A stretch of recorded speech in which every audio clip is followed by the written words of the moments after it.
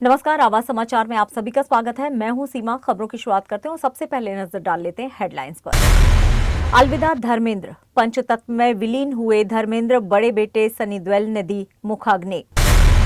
दिग्गज अभिनेता धर्मेंद्र नहीं रहे, राष्ट्रपति और पीएम सहित राजनीतिक हस्तियों ने जताया शोक। नए सीजेआई सूर्यकांत का शपथ ग्रहण, पूर्व सीजेआई गवई ने दिखाई परंपरा की शालीनता।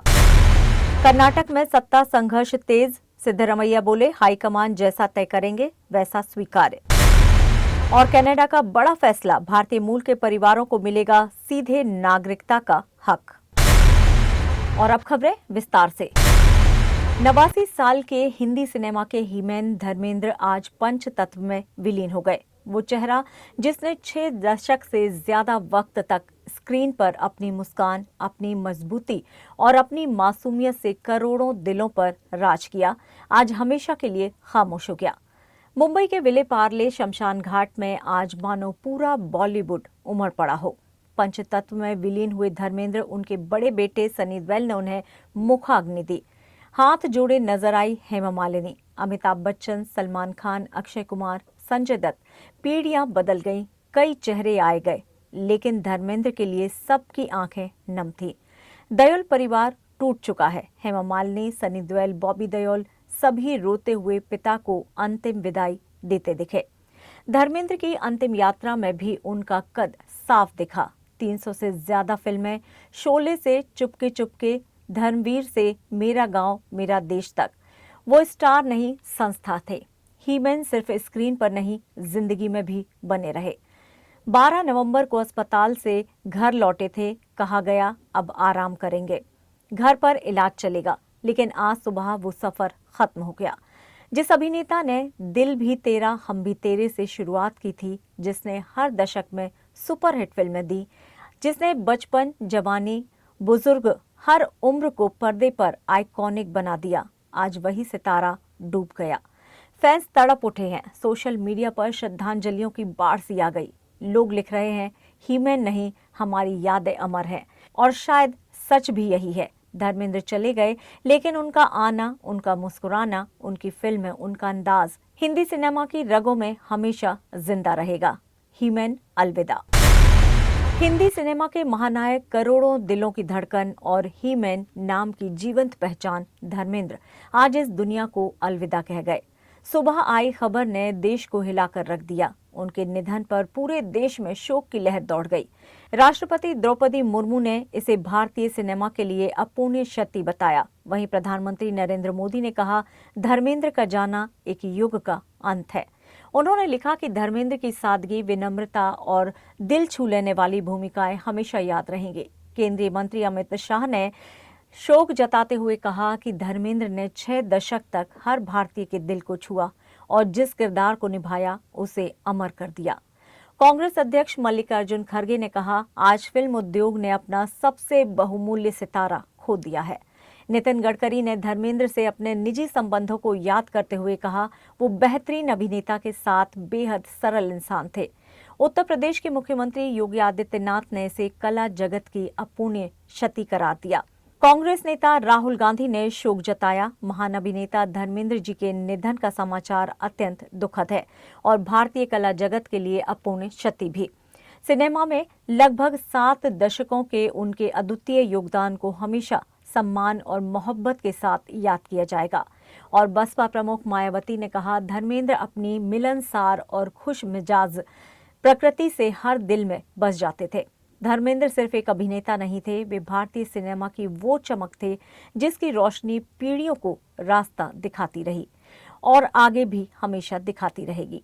धर्मेंद्र अब इस दुनिया में नहीं, लेकिन पर्दे पर लोगों की यादों में और भारतीय सिनेमा के इतिहास में वो हमेशा जीवित रहेंगे।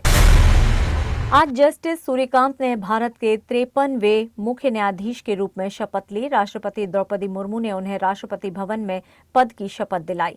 समारोह में पूर्व मुख्य न्यायाधीश जस्टिस बीआर गवई भी मौजूद थे, जिन्होंने एक अनोखी मिसाल पेश करते हुए शपथ समारोह के बाद अपनी आधिकारिक सीजेआई कार छोड़ दी, ताकि नए सीजेआई सूर्यकांत उसी वाहन से सुप्रीम कोर्ट जा सकें। जस्टिस गवई 23 नवंबर को रिटायर हुए और मई 2025 में पदभार ग्रहण करने के बाद उन्होंने कई महत्वपूर्ण मामलों में सुनवाई की। 21 नवंबर को उनका अंतिम कार्य दिवस था, जिसमें वो 5 जजों की उस बेंच का हिस्सा थे जिसने राष्ट्रपति के 14 सवालों पर विस्तृत जवाब दिए। आपको बता दें कि जस्टिस गवई भारतीय न्यायपालिका का नेतृत्व करने वाले दूसरे दलित सीजेआई हैं और अपने अंतिम दिन उन्होंने न्यायपालिका में अपनी 4 दशक की यात्रा को गर्व और संतुष्टि से भरा बताया। उन्होंने खुद को एक सेक्युलर व्यक्ति बताते हुए कहा कि वो बौद्ध धर्म का पालन करते हुए भी सभी धर्मों का सम्मान करते हैं।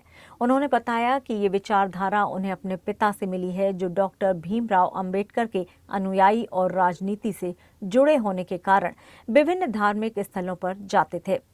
जस्टिस गवई ने कहा कि वो संस्थान को एक न्याय के छात्र के रूप में छोड़ रहे हैं, जबकि नए सीजेआई सूर्यकांत के कार्यकाल से न्यायपालिका में नई उम्मीदें और नई रूपरेखाएं जुड़ गई हैं। कर्नाटक में मुख्यमंत्री पद को लेकर जारी रस्साकशी लगातार बढ़ती जा रही है और राजनीतिक हलचलों के बीच मुख्यमंत्री सिद्धरमैया ने पहली बार स्पष्ट प्रतिक्रिया दी। उन्होंने कहा कि अगर कांग्रेस हाईकमान उन्हें पद पर बनाए रखने का फैसला लेती है तो वो पूरी तरह से तैयार है। सरकार ने हाल ही में अपने 5 साल के कार्यकाल का आधा समय पूरा किया, जिसके बाद सिद्धरमैया और DK शिवकुमार के बीच कथित पावर शेयरिंग फॉर्मूले की चर्चा फिर से तेज हो गई। इस बीच अटकलें लगाई गई कि क्या अगले 2.5 साल के लिए शिवकुमार को मुख्यमंत्री बनाया जा सकता है। सिद्धरमैया का कहना है कि हाईकमान जो भी फैसला करेंगे वो उसे स्वीकार जरूर करेंगे और शिवकुमार को भी ऐसा ही करना चाहिए। जब उनसे पूछा गया कि क्या शिवकुमार अगले मुख्यमंत्री होंगे, तो उन्होंने दोहराया कि निर्णय पूरी तरह से हाईकमान के हाथ में है।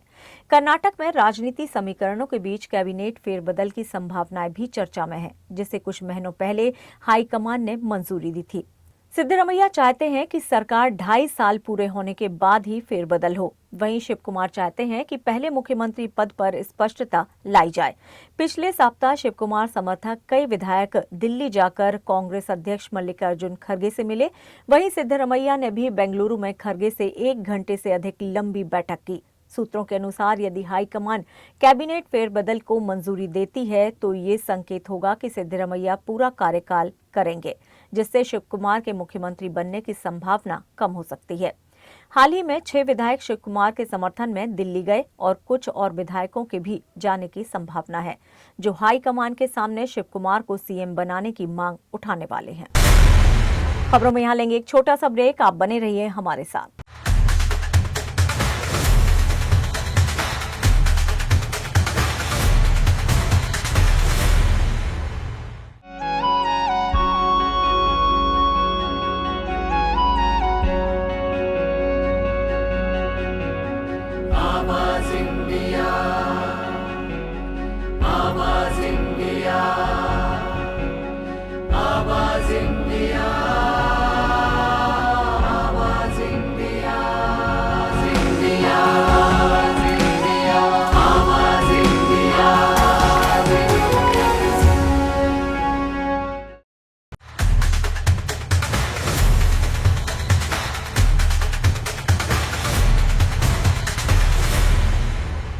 ब्रेक के बाद एक बार फिर से आप सभी का स्वागत है। बढ़ते हैं अपनी अगली खबर की ओर।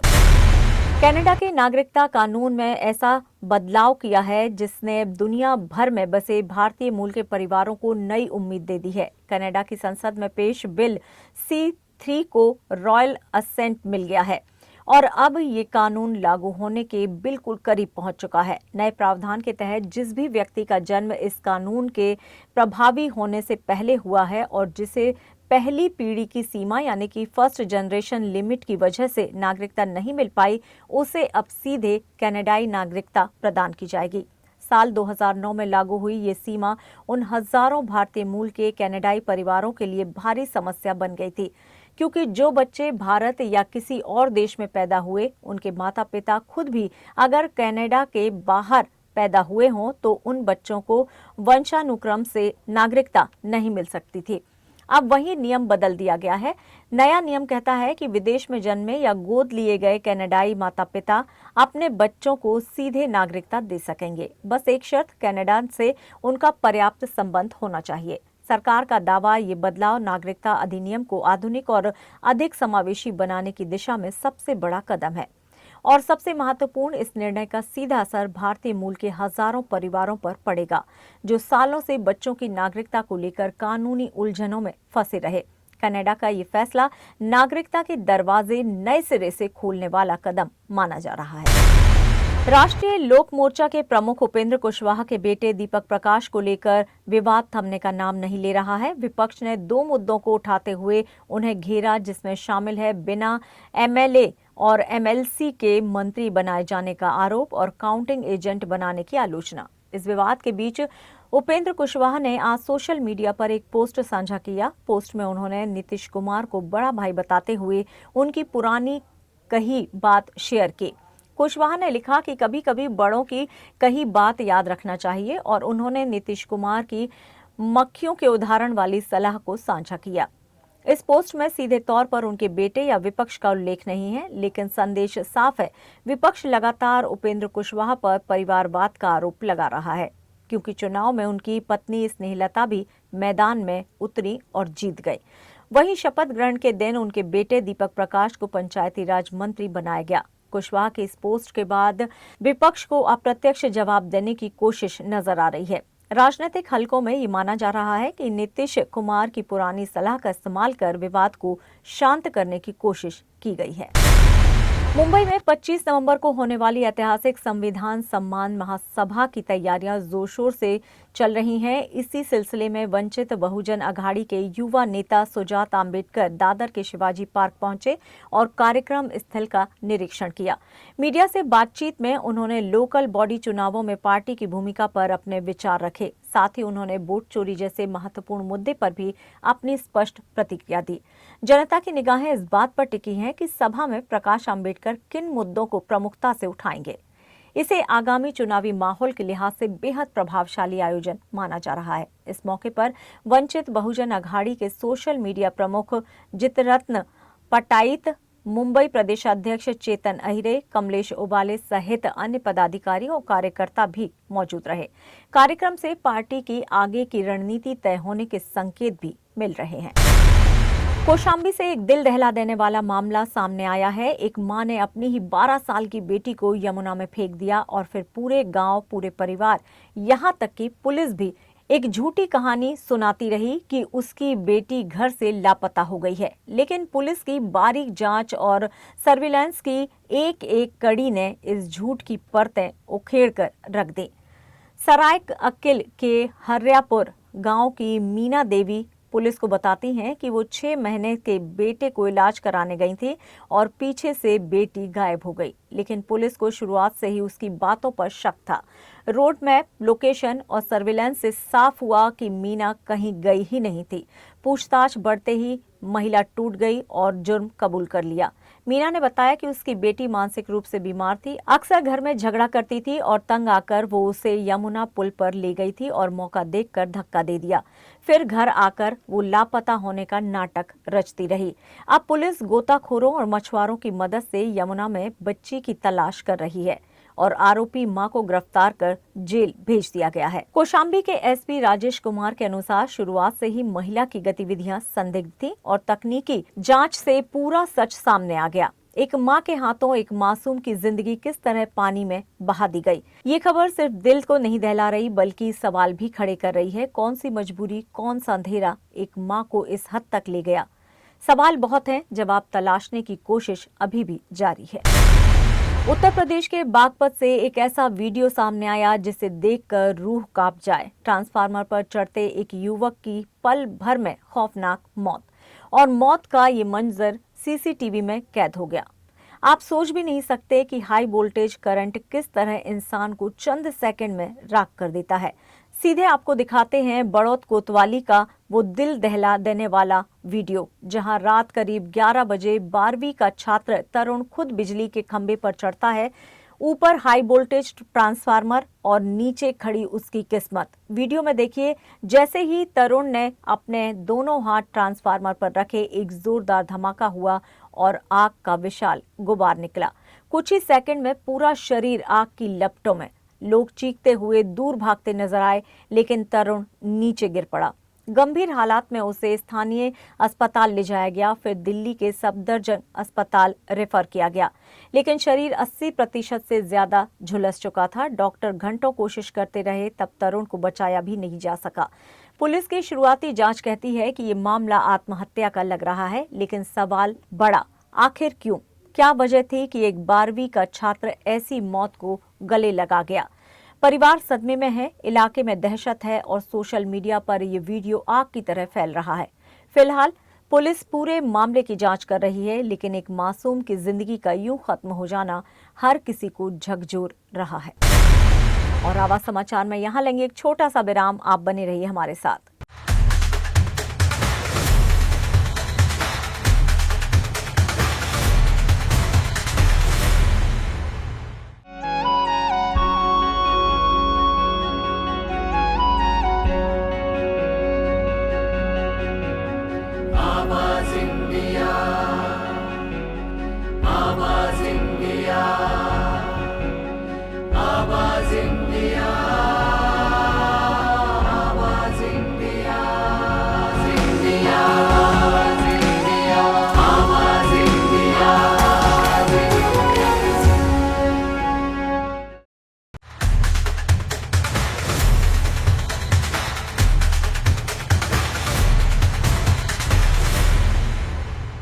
ब्रेक के बाद एक बार फिर से आप सभी का स्वागत है। बढ़ते हैं अपनी अगली खबर की ओर। अहमदाबाद में आज बेहद बड़ा और सख्त एक्शन। इसनपुर झील के आसपास बसे 925 अवैध घरों पर बुलडोजरों की ऐसी गड़गड़ाहट सुनाई दी कि पूरा इलाका थर्रा गया। नगर निगम की 1050 सदस्यीय टीम और पुलिस बल की भारी मौजूदगी में ये अब तक का सबसे बड़ा मेगा डेमोलेशन अभियान बना। हाई कोर्ट के आदेश के बाद प्रशासन ने साफ कर दिया, झील की जमीन पर किसी भी तरह का कब्जा बर्दाश्त नहीं किया जाएगा। और आज उसी आदेश का पालन करते हुए 15 बुलडोजरों और 16 हैवी मशीनों ने पूरे इलाके का नक्शा बदल दिया। इसनपुर झील, जो चंदोला और कंकरिया के बाद शहर की तीसरी सबसे बड़ी झील है, 55,000 वर्ग मीटर के इस जल क्षेत्र पर सालों से फैलते अवैध कब्जे आखिरकार हटना शुरू हुए। नगर निगम के डिप्टी कमिश्नर रितेश रावल ने बताया कि 925 घरों को पहले नोटिस दिया गया था। मॉनसून से पहले ही चेतावनी जारी कर दी गई थी। दिवाली को देखते हुए देरी हुई, लोगों को समय दिया गया और अब एक्शन शुरू हुआ तो कई परिवार खुद ही अपना सामान निकालते दिखे। कार्रवाई को 4 हिस्सों में बांटा गया है। किसी तरह का टकराव न हो, इसलिए 550 पुलिसकर्मियों की तैनाती और 500 निगम कर्मचारी लगातार हटाने के काम में जुटे हुए हैं। इससे पहले 167 कमर्शियल स्ट्रक्चर को भी गिराया जा चुका है। हाई कोर्ट ने सुनवाई के दौरान साफ कहा कि ये जमीन झील की है, इसको कब्जे से मुक्त कराना ही होगा। यही वजह है कि आज प्रशासन ने एक पल में ही देरी किए बिना पूरा इलाका खाली करना शुरू कर दिया। अहमदाबाद की झीलों को बचाने की मुहिम में ये अब तक की सबसे बड़ी कार्रवाई मानी जा रही है। और आज इसनपुर की जमीन पर वही दृश्य दिखा, धूल का गुबार, गड़गड़ाते बुलडोजर और 925 घरों का एक झटके में अंत। गुवाहाटी टेस्ट के तीसरे दिन भारतीय बल्लेबाजों के निराशाजनक प्रदर्शन ने टीम को मुश्किल स्थिति में डाल दिया। इस पर पूर्व भारतीय कोच रवि शास्त्री ने कड़ी प्रतिक्रिया दी है। शास्त्री ने भारतीय बल्लेबाजों को स्पष्ट रूप से जिम्मेदार ठहराते हुए कहा है कि वर्षापाड़ा की पिच में कोई कमी नहीं थी और ये विकेट इतने खराब स्कोर की वजह नहीं बन सकते। उनकी टिप्पणी शॉन पॉलक के उस बयान के बाद आई जिसमें उन्होंने कहा था कि कुछ विकेट आसानी से गिर गए। दक्षिण अफ्रीका ने पहली पारी में 489 रन बनाकर भारत पर भारी दबाव डाल दिया। भारत ने केएल राहुल और यशस्वी जायसवाल के साथ अच्छी शुरुआत की थी, लेकिन साझेदारी टूटते ही पारी ढह गई। 2 मैचों की सीरीज में पहले ही 0-1 से पीछे चल रही भारतीय टीम अब सीरीज गंवाने के कगार पर पहुंच चुकी है। भारत अपनी पहली पारी में सिर्फ 201 रन पर आउट हो गया और फॉलो ऑन तक नहीं बचा सका। भारतीय बल्लेबाज की बात करें तो यशस्वी जायसवाल ने 58 और वाशिंगटन सुंदर ने 48 रन बनाकर संघर्ष दिखाया, लेकिन बाकी बल्लेबाज पूरी तरह विफल रहे। राहुल 22, साई सुदर्शन 15, कप्तान ऋषभ पंत 7, जडेजा 6 और नीतीश रेड्डी 10 रन ही जोड़ पाए। 95 पर 1 विकेट के बाद 122 के भीतर 7 विकेट गिरने से स्थिति और बिगड़ गई। ध्रुव जुरेल खाता भी नहीं खोल पाए, जबकि कुलदीप यादव ने सुंदर के साथ मिलकर 72 रन जोड़कर थोड़ा मुकाबला तो बनाया। सुंदर के आउट होते ही पूरी टीम 201 पर ढेर हो गई। दक्षिण अफ्रीका की ओर से यासेन सबसे खतरनाक साबित हुए और उन्होंने 6 विकेट झटके, जबकि साइमन हार्मर ने 3 और केशव महाजन ने 1 विकेट लिया। दक्षिण अफ्रीका ने भारत को फॉलो ऑन नहीं दिया और 288 रनों की विशाल बढ़त के साथ फिर बल्लेबाजी चुन ली, जिससे भारत के सामने वापसी की चुनौती अब और कठिन हो गई है। दक्षिण अफ्रीका के खिलाफ 3 मैचों की वनडे सीरीज के लिए भारतीय टीम का ऐलान कर दिया गया है, जिसमें केएल राहुल को कप्तानी सौंपी गई है। शुभमन गिल गर्दन की चोट से उबर नहीं पाए, इसलिए वे टीम से बाहर है। वहीं रविंद्र जडेजा की वनडे फॉर्मेट में वापसी हुई है, जो ऑस्ट्रेलिया सीरीज में नहीं खेले थे। ऋषभ पंत को भी टीम में जगह मिली है, जबकि पहले आई रिपोर्ट्स में दावा किया गया था कि पंत कप्तान होंगे। चयन समिति ने स्पष्ट कर दिया है कि नेतृत्व राहुल के हाथों में रहेगा। टीम में राहुल, पंत और ध्रुव जुरेल 3 विकेट कीपर बल्लेबाज के रूप में शामिल हैं। गेंदबाजी में कई बदलाव देखने को मिले, जहां मोहम्मद सिराज और जसप्रीत बुमराह को आराम दिया गया है। तेज गेंदबाजी विभाग में प्रसिद्ध कृष्णा, अर्शदीप सिंह, हर्षित राणा और नीतीश रेड्डी को मौका मिला है। स्पिन में जडेजा, वाशिंगटन सुंदर और कुलदीप यादव 3 मजबूत विकल्प रहेंगे। वहीं वरुण चक्रवर्ती को इस बार टीम में जगह नहीं मिली है। इस 15 सदस्यीय टीम में रोहित शर्मा, विराट कोहली और यशस्वी जायसवाल जैसे दमदार बल्लेबाज भी मौजूद हैं। दक्षिण अफ्रीका वनडे सीरीज 30 नवंबर से रांची में शुरू होगी, जबकि बाकी 2 मुकाबले 3 दिसंबर को रायपुर और 6 दिसंबर को विशाखापट्टनम में खेले जाएंगे। और फिलहाल आवाज समाचार में इतना ही, लेकिन आप देखते रहिए आवाज इंडिया। नमस्कार।